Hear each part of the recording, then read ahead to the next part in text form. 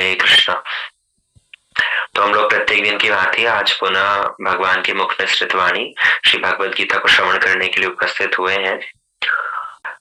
कल के सत्र में हम लोगों ने भगवद गीता के तृतीय अध्याय के अंतर्गत श्लोक संख्या 28 तक चर्चा करी थी।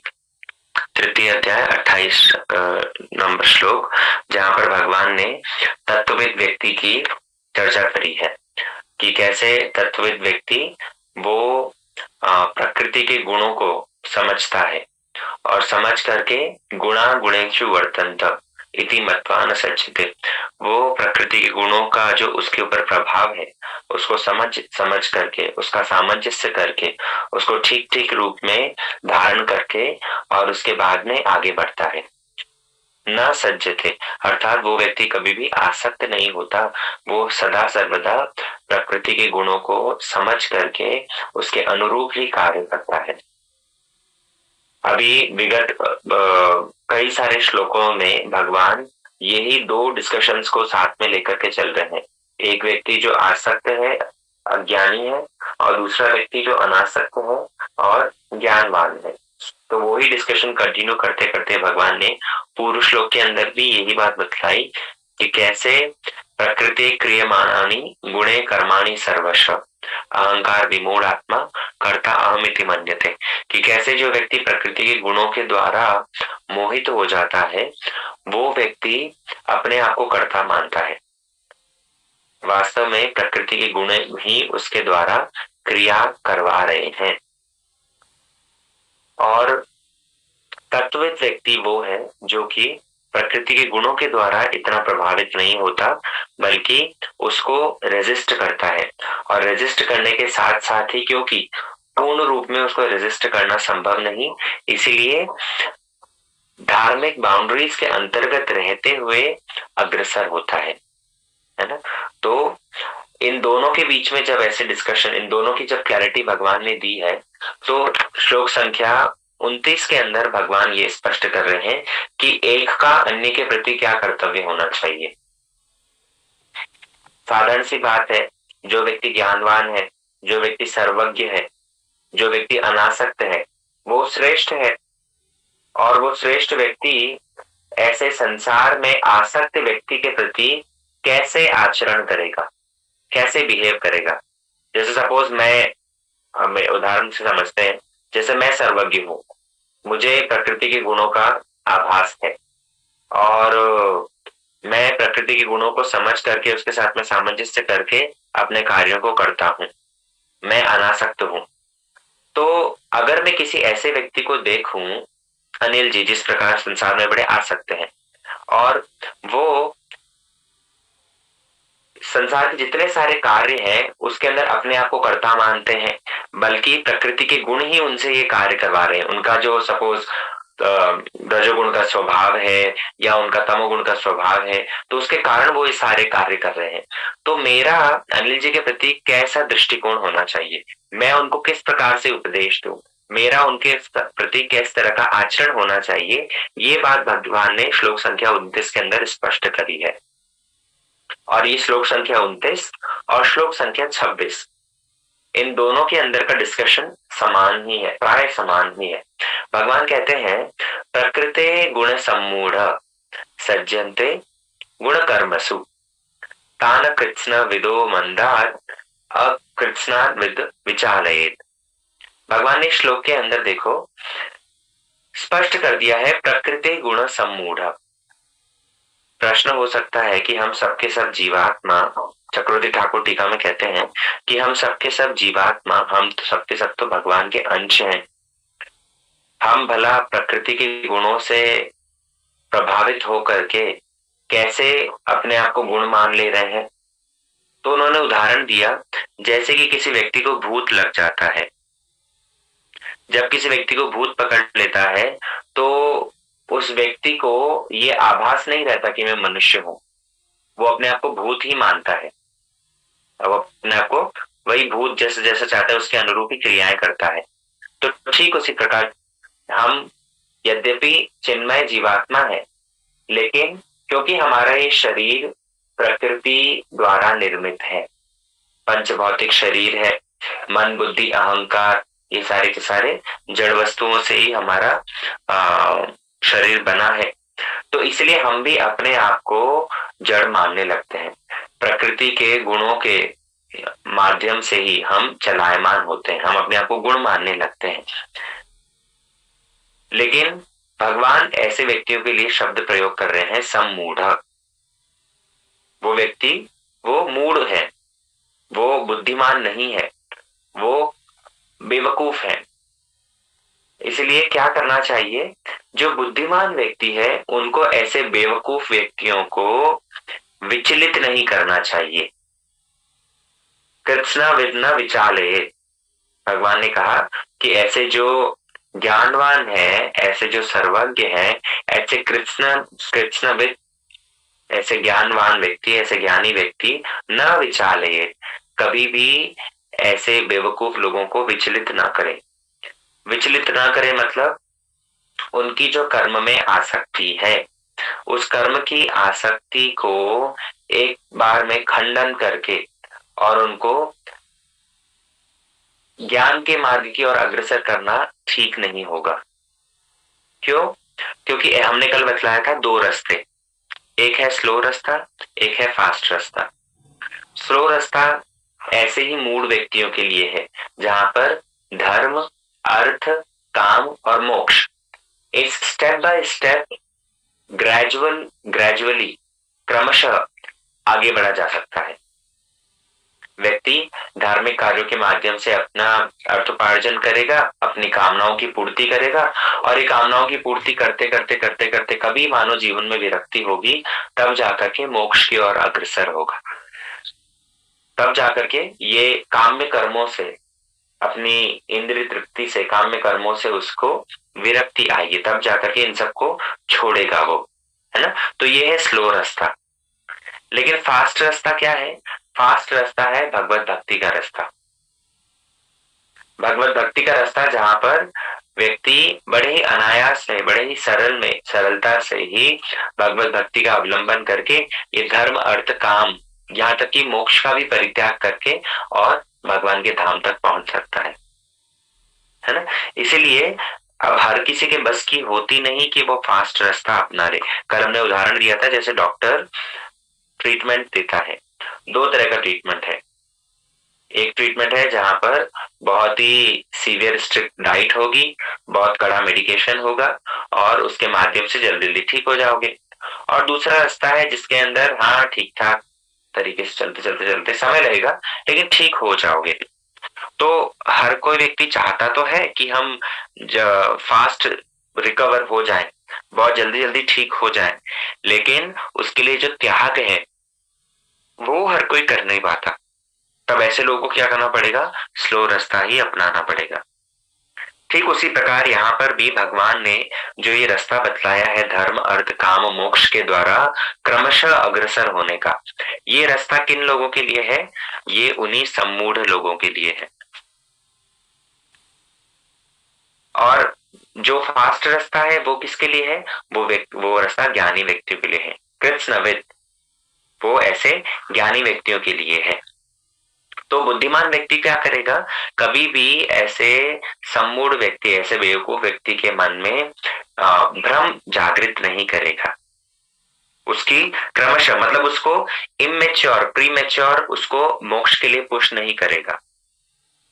वरना ऐसे व्यक्ति के लिए क्या चांसेस होते हैं, हम पहले सुन चुके हैं, ऐसा व्यक्ति बाद में जाकर के मिथ्याचारी हो जाता है। क्योंकि कर्म में तो आसक्ति है, संसार में आसक्ति है, और उसको जबरदस्ती जब मोक्ष के लिए, जब उसको जबरदस्ती रिनाउंस लाइफ के लिए, उसको सन्यास के लिए यदि पुश कर दिया जाए तो क्या होगा? वो व्यक्ति बाहर तो भले ही सन्यास का वेश धारण करके रहे, लेकिन अंदर वो मिथ्याचारी हो जाएगा, मन ही मन वो मिथ्याचारी हो जाएगा। इसलिए भगवान ने ये सारी बात बतलाई है कि संसार के लोग, जागतिक लोग, जिनकी इंद्रिय भोग के लिए आसक्ति है, जिनको इंद्रिय भोग चाहिए ही, तो शास्त्र में फिर उसका विधान दे रखा है। धर्म, अर्थ, काम, मोक्ष का जो रास्ता है वो ऐसे लोगों के लिए ही तो है। संसारिक आसक्ति को त्याग करना, संसार के भोगों को परित्याग करना, ये सहज नहीं होता। बल्कि भगवत भक्ति में आने के बाद में भी देखने को मिलता है कि बहुत उन्नत अवस्था पर जा करके हम संसारिक वस्तुओं के प्रति हमारी जो आसक्ति है उसको छोड़ पाते हैं। जैसे अभी अभी जो जैसे वर्तमान समय पर हम जैसे साधक की यदि अवस्था देखें, तो हम लोग जो कीर्तन श्रवण करते हैं या हम लोग जो कुछ भी भक्ति अंगों का पालन करते हैं, वहां पर कहीं ना कहीं सूक्ष्म रूप में यही जड़ भाव है ही। कैसे, जैसे उदाहरण से समझना, हम लोग कीर्तन सुनते हैं, हरे कृष्ण महामंत्र का कीर्तन सुनते हैं।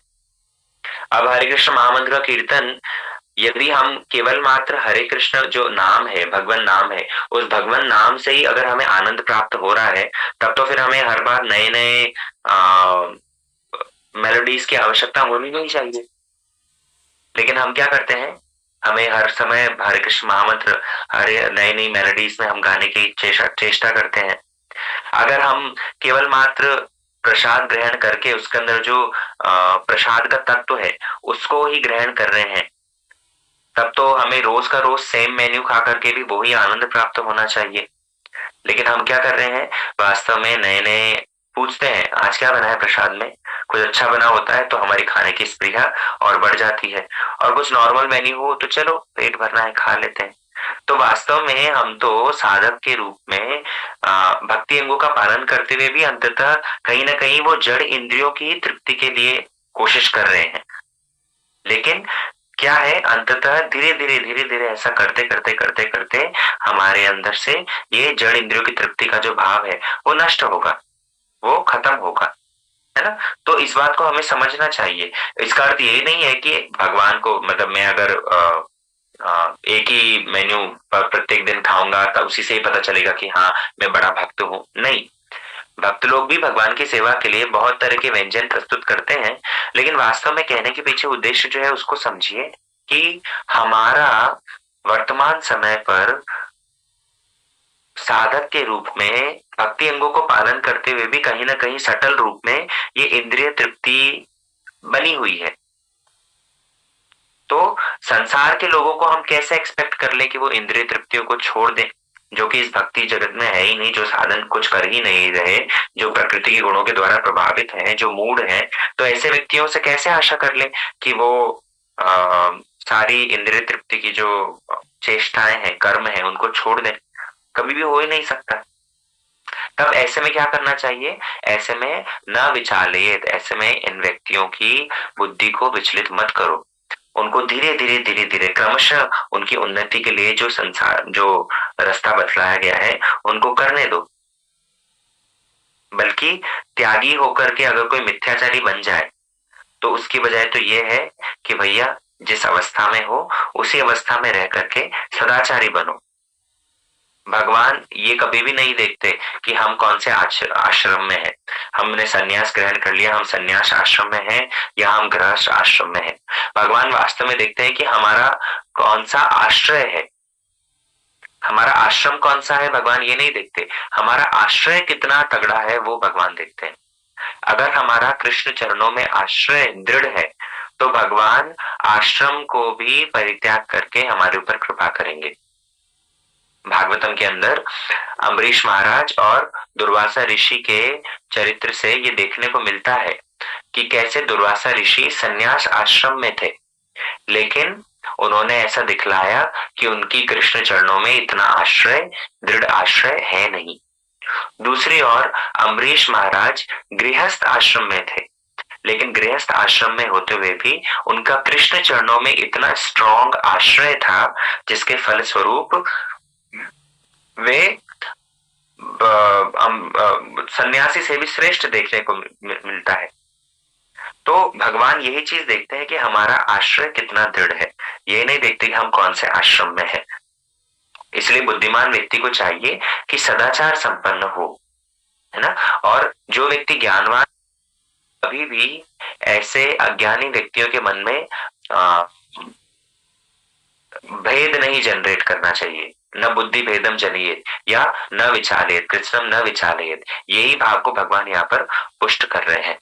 जैसे, क्योंकि उसको भले ही आप बहुत समझा दो कि आप गुण नहीं हो, आप प्रकृति के गुणों के आधार पर कार्य मत करो, लेकिन तब पर भी क्या वो समझ पाएगा? जैसे जैसे किसी व्यक्ति को भूत लगा है, चक्रवर्ती ठाकुर कहते हैं कि भूत लगा हुआ है उस व्यक्ति को, आप उसे बार बार कहो कि अरे तुम भूत नहीं हो, तुम तो मनुष्य हो। भूत भाव में आविष्ट व्यक्ति को आप कितना भी समझाओ कि तुम मनुष्य हो, तुम ये रक्त मत पियो, तुम खून मत पियो, तुम ये मांस का भक्षण मत करो, ये तुम्हारा आहार नहीं है, क्या वो मानेगा इस बात को?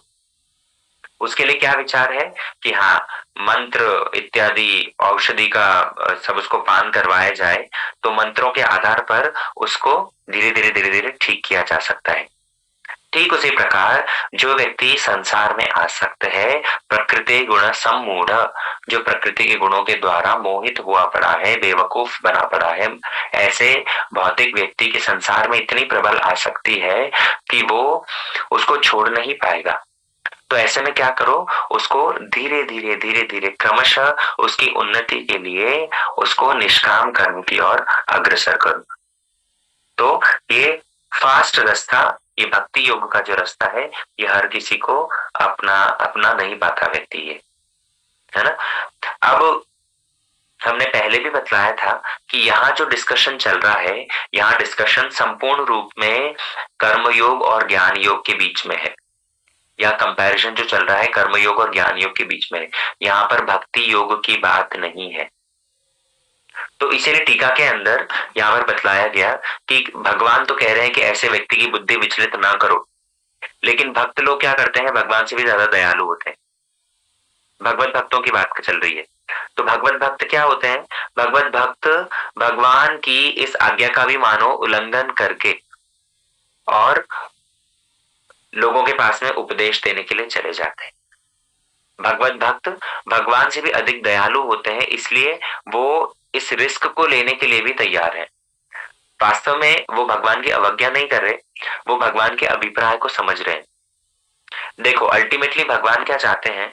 भगवान यही चाहते हैं कि हर जीव उनके पास में आए, भगवत भक्ति करके भगवत धाम में चले जाए, सुख पूर्वक रहे, आनंद पूर्वक रहे। हम सबके सब भगवान की तो संतान है। भगवान की संतान होने के कारण भगवान चाहते हैं कि हम उनके धाम में पहुंच जाए। लेकिन जैसे माता पिता, बच्चा अगर हॉस्पिटल में है तो माता पिता तो चाहेंगे ही कि बच्चा जल्दी जल्दी घर लौट आए, हॉस्पिटल से घर चला आए। तो माता पिता ये चाहते हैं कि घर लौट आए, लेकिन ऐसा तो नहीं चाहते ना कि रोगी अवस्था में ही घर चला आए। वो तो यही चाहते हैं कि हॉस्पिटल से घर आ रहा है तो ठीक हो करके आए। अब बच्चा लेकिन क्या कर रहा है, बच्चा वो फास्ट वाला रास्ता जो है वो अपना नहीं पा रहा, वो इतना त्याग इतना सैक्रिफाइस कर नहीं पा रहा। उसका है कि नहीं, मैं तो भले ही 6 महीने तक हॉस्पिटल में रहूं, लेकिन मैं तो ये स्लो वाला रास्ता ही अपनाऊंगा।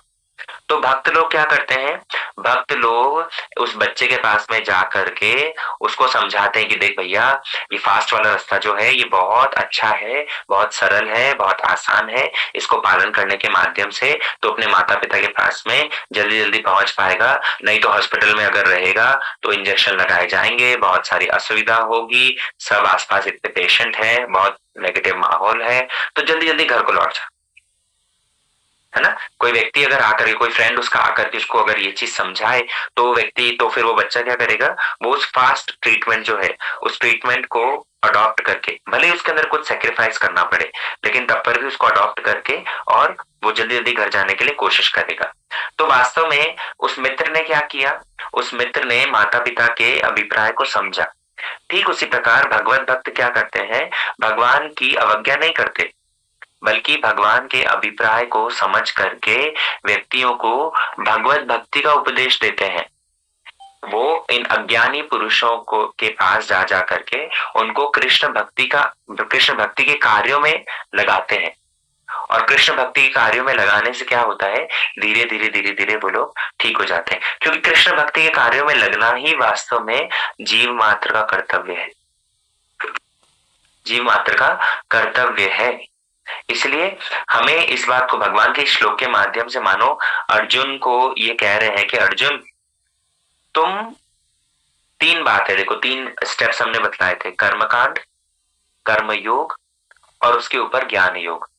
तो भगवान अर्जुन को ये कहना चाह रहे हैं कि अर्जुन, ज्ञान योग यद्यपि श्रेष्ठ है, लेकिन ज्ञान योग श्रेष्ठ होने पर भी हर कोई इसको पालन कर नहीं पाएगा।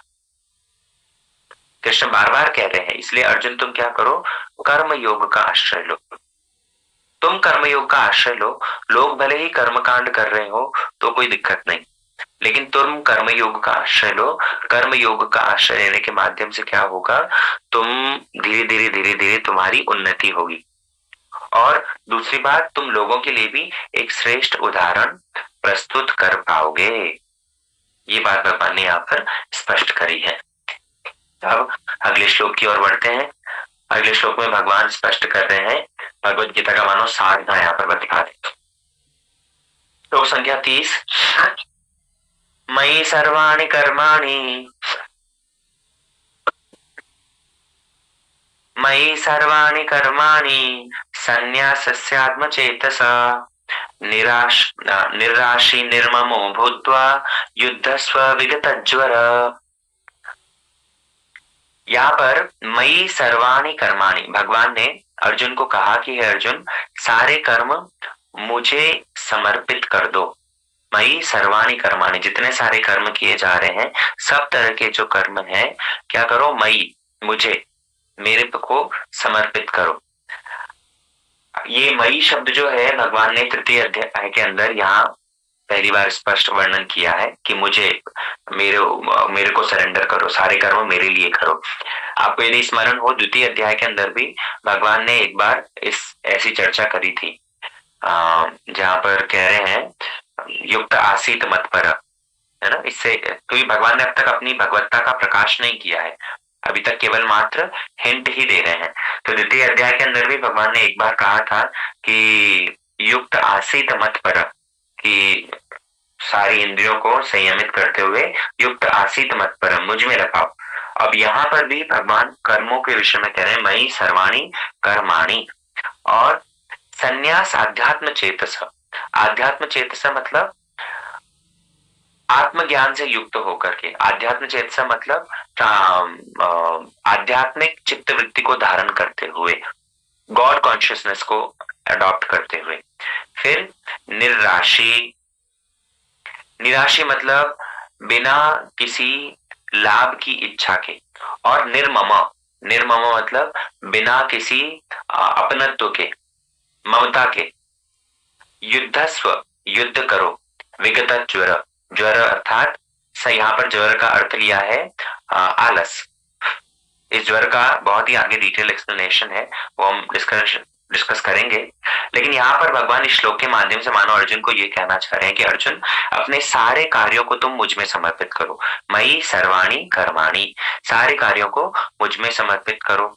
और कैसे, संन्यास आध्यात्म चेतस, आध्यात्म चेतना को धारण करके, पूर्ण ज्ञान से युक्त होकर के तुम सारे कर्मों को मुझ में समर्पित करो।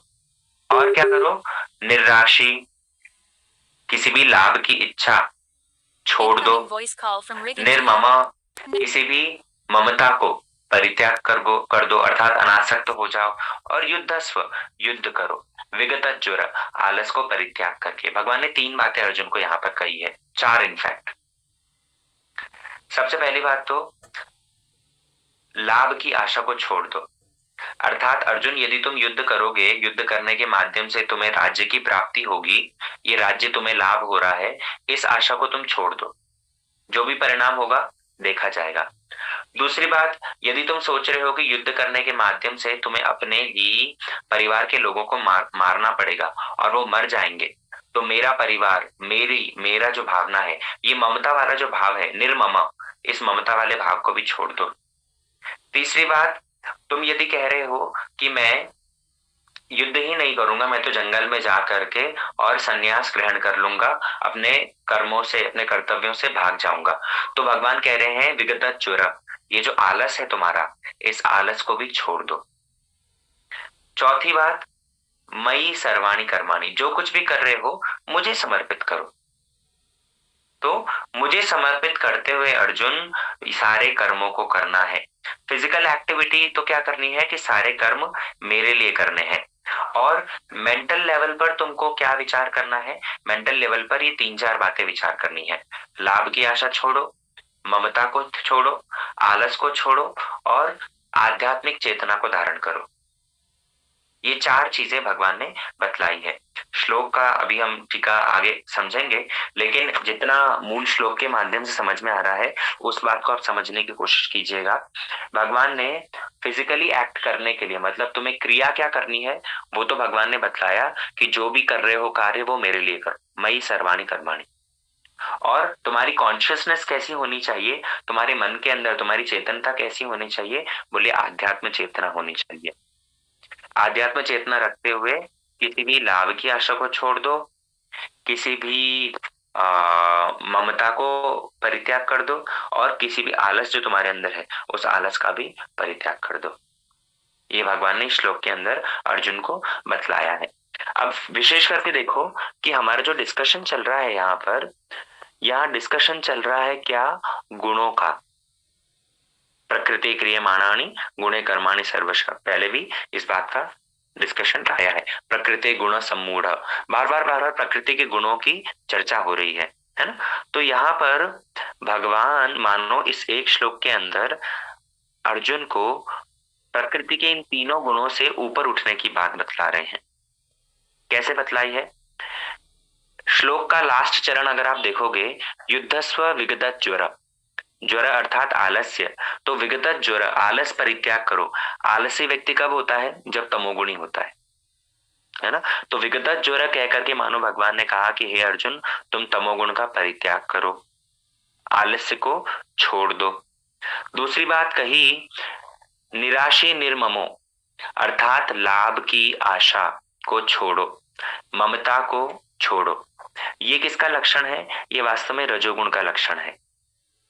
व्यक्ति लाभ अर्थात व्यक्ति रजोगुण के अंदर व्यक्ति बहुत ही वर्कोहॉलिक होता है, बहुत क्रियाशील होता है, और क्रियाशील बहुत क्रियाएं करके, बहुत ही एक्टिव होकर के धन उपार्जन करना या बिजनेस के लिए प्रचेष्टा करना, ये सब करके क्या करता है, अल्टीमेटली उसको धन राशि का लाभ होता है। तो ये लाभ की आशा को छोड़ो। और विशेष करके जो रजोगुणी व्यक्ति होता है उसका अपने परिवार के प्रति बड़ी आसक्ति होती है। मैं करने वाला हूँ, मैं अपने परिवार का लालन पालन करता हूँ, ये मेरा वंश है, ये मेरा घर है, ये मेरा परिवार है। तो ये जो ममता वाला भाव है ये रजोगुणी के अंदर देखने को मिलता है। तो भगवान यहाँ पर मानो निराशी निर्ममो कह करके कह रहे हैं कि अर्जुन, रजोगुण का भी परित्याग करो। आप श्लोक का द्वितीय चरण यदि देखोगे तो वहां पर कह रहे हैं संन्यास आध्यात्म चेतस। अब ये जो अवस्था है ना, ये अवस्था सत्व गुण की सर्वश्रेष्ठ अवस्था है। जैसे अगर श्लोक को ए बी सी डी के अंदर बांटो तो मयि सर्वाणि कर्माणि ये पार्ट ए, संन्यास आध्यात्म चेतस ये पार्ट बी, निराशी निर्ममो भूत्वा पार्ट सी, और युद्धस्व विगत ज्वर पार्ट डी। तो डी पार्ट के अंदर उन्होंने कहा तमोगुण का परित्याग करो, निराशी निर्ममों के माध्यम से कहा कि रजोगुण जो तुम्हारे अंदर विद्यमान है उसको भी हटाओ। संन्यास आध्यात्म चेतस, ये पाठ सूचित कर रहा है सत्वगुण की चरम अवस्था। यद्यपि सत्वगुण ये जो है ये आध्यात्म की बात चल रही है, लेकिन तो भी ये सत्वगुण की सर्वश्रेष्ठ संन्यास आश्रम जो है, संन्यास ग्रहण करना अर्थात संसार से विरक्त हो जाना, केवल भगवान के लिए प्रचेष्टा करना, तो ये सत्वगुण की सर्वश्रेष्ठ अवस्था है। और मयि सर्वाणि कर्माणि, ये तो भैया निर्गुण बात है। सारे कार्य ही भगवान के लिए किए जाएं। मयि सर्वाणि कर्माणि, सब कार्य कृष्ण की प्रीति के लिए किए जाएं, कृष्ण को समर्पित कर दिए जाएं, कृष्ण की संतुष्टि के लिए किए जाएं, तो ऐसी अवस्था तो निर्गुण अवस्था है ना। तो इस श्लोक के अंदर भगवान अर्जुन को ये मानो भगवत गीता के प्रयोजन को यहाँ पर स्पष्ट किया है। टीका के अंदर कहते हैं कि भगवत गीता के प्रयोजन को यहाँ पर इंगित कर रहे हैं। भगवान मानो अर्जुन को अब बहुत ही फर्मली इंस्ट्रक्ट कर रहे हैं, उसको बहुत ही स्ट्रिक्ट तरीके से उपदेश दे रहे हैं, है ना। जैसे एक मिलिट्री के अंदर आपने देखा होगा, आर्मी के अंदर जिस प्रकार जो ऑर्डर दे दिया वो ऑर्डर पालन करना है। वहां पर कोई भी तर्क वितर्क नहीं चलेगा। वहां पर जो आदेश दिया वो पालन करना होगा। हमारे परमेश्वर प्रभु इसलिए कई बार बतलाते हैं कि भगवत एक साधक का जीवन कैसा होना चाहिए, बिल्कुल मिलिट्री जैसा। एक मठवासी ब्रह्मचारी का जीवन कैसा होना चाहिए, एक मिलिट्री ट्रेनिंग के समान, डू और डाई वाला फॉर्मूला धारण करते हुए जो एकदम स्ट्रिक्ट डिसिप्लिन है तो डिसिप्लिन है। इस समय उठना, आर्मी के अंदर होता है ये चीज, आपको इस समय उठना है, इस समय मार्च पर जाना है, इस समय ये करना है, बिल्कुल सुई की नोक के हिसाब से उनका लाइफ चलती है। तो ठीक उसी प्रकार एक साधक का, एक सिंसियर साधक का जीवन ऐसा होना चाहिए, मिलिट्री डिसिप्लिन के आधार पर बहुत ही सिंसियरली, नहीं ब्रह्म मुहूर्त में जागना है तो जागना है, नित्य प्रति अपनी इतनी संख्या नाम जाप करना है तो करना है, भगवत गीता क्लास श्रवण करनी है, हमें भजन कीर्तन करने हैं, नित्य प्रति अपना डिसिप्लिन रूप में यदि नहीं चलेंगे तो कभी भी बात बनेगी नहीं। तो भगवान यहाँ पर इसलिए अर्जुन को स्पष्ट वर्णन कर दे रहे हैं, मई सर्वाणि कर्माणि, मुझ में अपने सारे कर्मों को समर्पित करो। अपनी भगवत्ता को भगवान आगे प्रकाशित करेंगे, लेकिन यहाँ पर अर्जुन को कुल मिलाकर के ये इंस्ट्रक्शंस दिए कि लाभ की आशा छोड़ो, ममता को परित्याग करो, आलस्य का परित्याग करो, आध्यात्म चेतना को धारण करते हुए युद्ध करो, युद्धस्व, युद्ध करो। आगे क्या सब डिटेल बतलाते हैं श्लोक की टीका में, हम लोग फिर आगामी क्लास के अंदर श्रवण करेंगे। ठीक है। वाञ्छाकल्पतरुभ्यश्च कृपा सिन्धुभ्येव च पतितानां पावनेभ्यो वैष्णवेभ्यो नमो नमः। मिश्रा भक्ति और एक कर्म योग, इन दोनों में क्या डिफरेंस है? कर्म योग और हाँ, और कर्म मिश्रा भक्ति। कर्म मिश्रा भक्ति, कर्म मिश्रा भक्ति जैसे नाम से स्पष्ट हो रहा है कि वहां पर भक्ति की प्रधानता है और कर्म वहां थोड़े रूप में है। मतलब साधक जो है भक्ति अंगों का पालन करेगा और भक्ति अंगों का पालन करते हुए वो कर्म में भी, क्योंकि उसकी थोड़ी थोड़ी आसक्ति है इसलिए कर्मों को भी करेगा। जैसे उदाहरण से समझो कि साधक जैसे बहुत ही कोई कनिष्ठ साधक है, तो गुरुदेव ने कहा उसको भगवान नाम जप करना, गुरुदेव ने कहा उसे एकादशी करना, तो इन सब भक्ति अंगों का वो पालन कर रहा है। लेकिन क्या होता है, क्योंकि बहुत समय से जो सारे रिवाज प्रथा इत्यादि सब करता करता आ रहा है, या देवी देवताओं की उपासना जो फल प्राप्ति के लिए है, तो उन सब कार्यों में भी उसकी यदि रुचि है तो वो भी थोड़ा बहुत कर लेता है। जैसे किसी ने कह दिया कि अमुक देवी की पूजा करने से पुत्र संतान की प्राप्ति होगी, या इन देवता की उपासना करने से धन लक्ष्मी की घर में भरपूर कृपा बनी रहेगी।